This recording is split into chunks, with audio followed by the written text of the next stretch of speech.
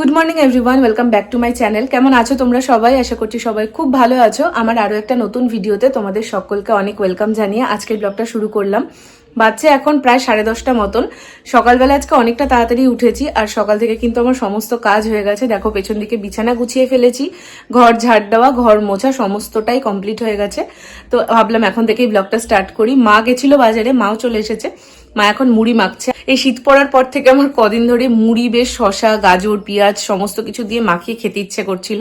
তো মাকে বলেছিলাম বাজার থেকে একটু শসা আর গাজর নিয়ে আসতে, সেটাই নিয়ে এসেছে। তো মা এখন ওটা দিয়ে মুড়ি মাখছে। শীতকালে দেখবো অনেক রকম সবজি পাওয়া যায় আর এরম ভাবে মুড়ি মাখিয়ে খেতে খুব ভালো লাগে। আমার তো গাজর ভাজা খেতেও খুব ভালো লাগে।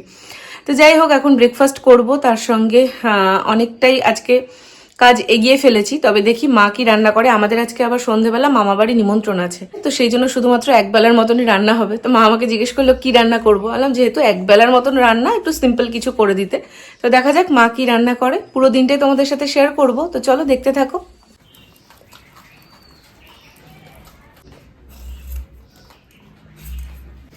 এখানে সবজি বাজার করে নিয়ে এসছে, ফুলকপি নিয়ে এসেছে, তার সঙ্গে আলু আছে, আর কি আছে জানি না, বার করাও হয়ে গেছে। আচ্ছা, মা আবার এটা ঢুকিয়ে রাখছে। এখানে একটা মোচা আছে।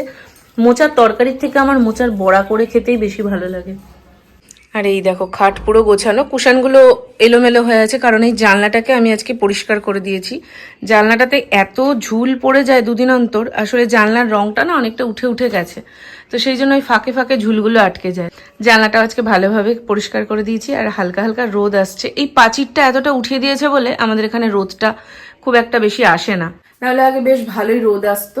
আর সকাল থেকে একটু হালকা করে ফ্যানটা চালিয়েছি, গরম গরম লাগছে। আসলে পরপর এতগুলো করেছি তো গরম লাগছে।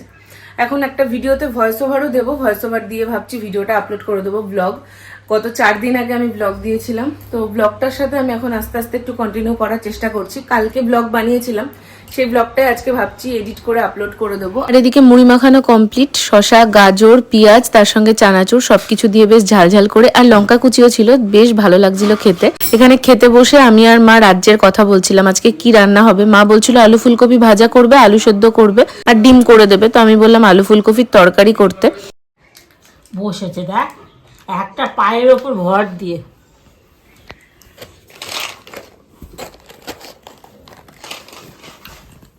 তুলো তুলো তুলো, বুড়ো বুড়ো হয়ে যাবে মা।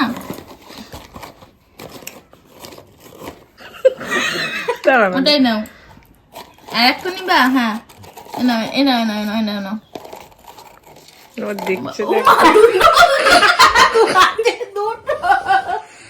লাগিয়ে দাও লাগিয়ে দাও, বিস্কুট নরম হয়ে যাবে। দাও দাও, তুমি দুটো বিস্কুট খাবে? এ দেবে না, দাও। আওয়াজটা ভালো লেগেছে, নিজের হাতেই বাড়ি না খেয়ে যায়। মঞ্জি ওর মেয়েকে নিয়ে এসেছিল প্রত্যেকদিন সকালবেলাটা করে, মানে এই টাইমটায়, আর বিকেলের দিকটা করেও নিয়ে আসা। তো এখন খাটটার একবার ঝাড় দিয়ে নেবো। আর ওদিকে দেখো মা প্রেশার কুকারে কি সিটি দিচ্ছে। আলু ফুলকপি ভাজা করবে বলছিল, তো আমি বললাম তরকারি করতে। আমার আলু ফুলকপির তরকারি খেতে খুব ভালো লাগে, তো ওটাই করছে মা। আর কি বিক্রি করতে এসছে। তোমাদের মধ্যে একজন আমাকে কমেন্টে জিজ্ঞেস করেছিলে ইউটিউব থেকে আমি পেমেন্ট পেয়েছি কিনা। তো আমি ইউটিউব থেকে এখন অবধি কোনো পেমেন্ট পাইনি, তবে আমার কিন্তু চ্যানেল মনিটাইজেশন অন হয়ে গেছে, মানে আমার ডলার জমছে। $100 কমপ্লিট না হলে পেমেন্ট কিন্তু ব্যাংকে ঢোকে না। তো $100 কমপ্লিট হওয়ার পরেই পেমেন্ট তুলতে পারা যায়। মনিটাইজ হওয়ার পর থেকে চ্যানেলে অ্যাড আসে, আর সেইখান থেকেই কিন্তু ডলার জমা শুরু হয়। আর একটা প্রশ্ন এসেছিল ইউটিউবে যে ব্যাকগ্রাউন্ড মিউজিকগুলো অ্যাড করি সেটা আমি কোথা থেকে করি। ক্রোম ব্রাউজারটা ওপেন করে ইউটিউবটা ওপেন করবে, ওটাকে ডেস্কটপ মোড করে নেবে, তারপর সেটিংসে যাবে। সেটিংসে গিয়ে দেখবে ইউটিউব থেকে কিন্তু মিউজিক অ্যাড করতে পারা যায়। এই রিলেটেড ইউটিউবে কিন্তু প্রচুর টেক ভিডিও আছে, আমিও কিন্তু ওগুলো দেখেই শিখেছি। ওখানে কিন্তু পুরোপুরি স্টেপ বাই স্টেপ তোমাদের দেখিয়ে দেবে যে কি কোনটার পর কোন স্টেপ ফলো করতে হবে। তো তুমি কিন্তু টেক ভিডিওটা অন করে এগুলো করতে পারো, তাতে আশা করি তোমার কোনো অসুবিধে হবে না। আর এই ব্যাকগ্রাউন্ড মিউজিকগুলো যেহেতু ইউটিউবের নিজস্ব, তাই কিন্তু কোনো কপিরাইটও আসে না। অন্য গান অ্যাড করলেই কিন্তু কপিরাইট চলে আসবে, সেটা শর্টস হোক কিংবা লং। ফ্যানটা চালালাম, চলো এখন বসে বসে চাটা খাই, যদি মাথাটা ছাড়ে তারপর স্নানে যাব। এদিকে আমি চা খাচ্ছিলাম আর বাবাও চলে এসেছে। তো মা এখন মিষ্টি বের করে দিচ্ছিল বাবাকে। গতকাল রাত্রিবেলা বড় মাসি এসেছিল, তো বড় মাসি এই মিষ্টিগুলো নিয়ে এসেছিল। আর আজকে দুপুরবেলাতে এরপর আমার আর সেভাবে কিছুই ভিডিও করা হয়নি, তো তোমাদের সঙ্গে আমি একদম সন্ধ্যাবেলা কথা বলছি।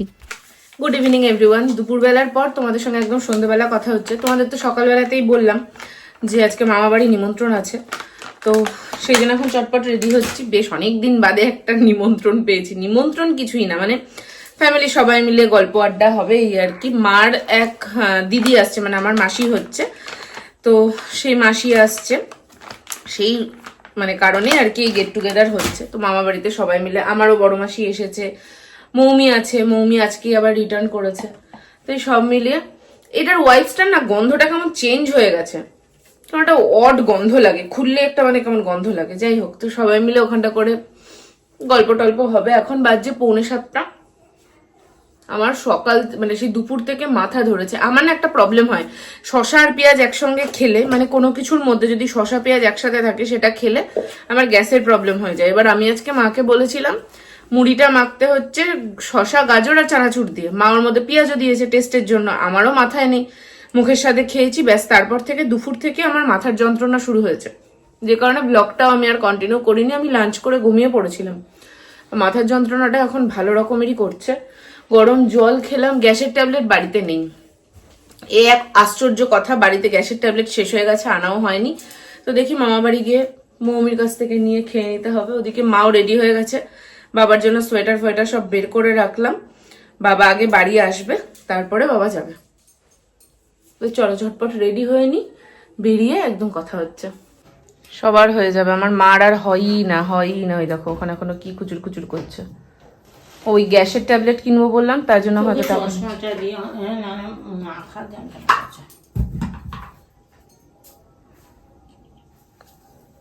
গায়ের চাদর নাও, চাদর নাও। এখনই চাদরটা না নিয়ে চলে যেত। আমার শীতই লাগে না। আমি তো রাত্রিবেলায় বালাপোষ নিয়ে শুচ্ছি, আমার মার গায়ে একটা চাদর নিয়ে শুলেই হয়ে যাচ্ছে।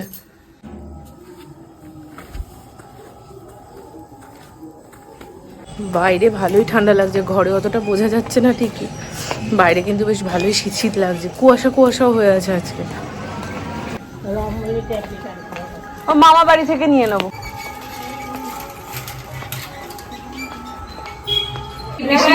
পিসি ল্যাংড়া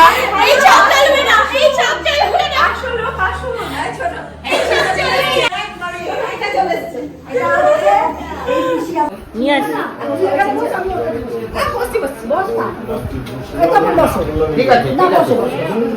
দাদা বাড়ি আছে না, দাদা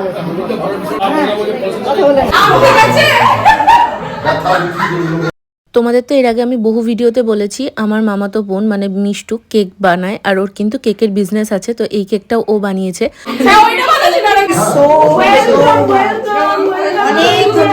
হ্যাপি বার্থডে।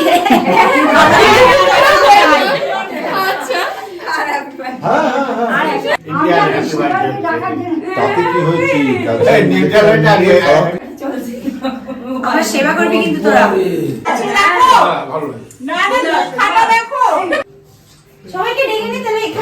ফ্যামিলির সবাই এক জায়গায় হলে গল্প মজা আড্ডা আমাদের আলাদা লেভেলেই হয়, আর সময় যে কিভাবে কেটে যায় সেটা সত্যি বুঝতে পারি না। আর মামা বাড়ির দিকে সব ভাই বোনগুলো আমরা যেহেতু মোটামুটি একই এজের, তো সেই জন্য না আলাদা লেভেলেরই মজা হয়।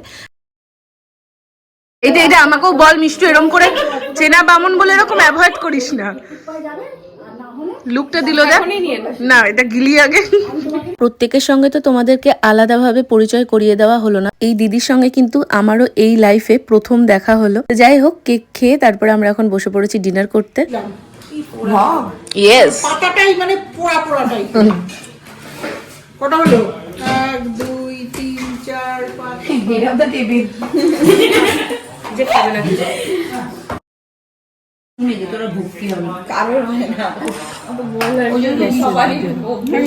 মামা ভাবছে বাবা কি খিটকেল।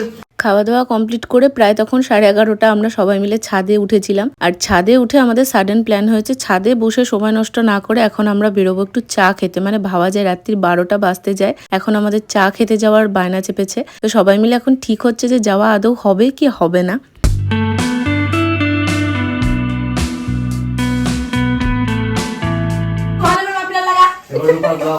অবশ্যই আমাকে মৌমি বলেছে আমাকে নাকি পিওর জাদু লাগছে এটা পরে। এরাম ধূপ ধূপ আমার সব আছে, ওর সব আছে, শুধু ও নেই।